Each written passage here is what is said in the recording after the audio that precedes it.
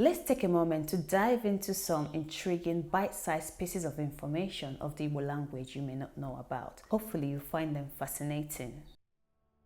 The Igbo Dialect Rule.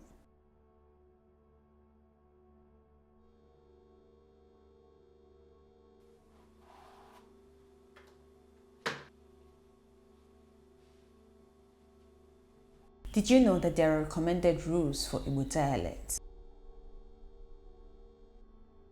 And there are 2 in number. Rule 1. Speak your regional dialect when communicating with those who understand it.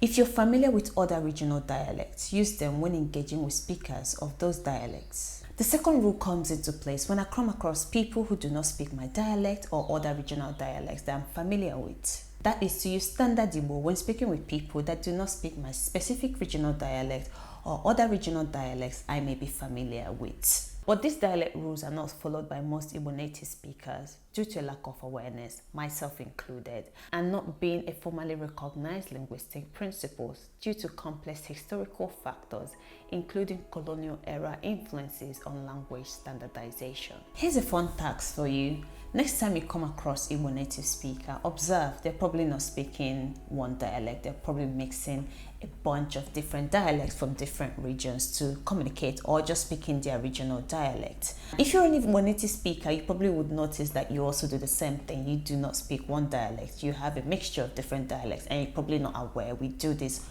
unconscious, and this is why Igbo dialect rule is not widely adopted, because it's not something that we are taught, but it's just something that was recommended as a way to solve some of the complex historical colonial influences that it had on the development of Igbo orthography. Improve your fluency in Igbo by learning everyday Igbo.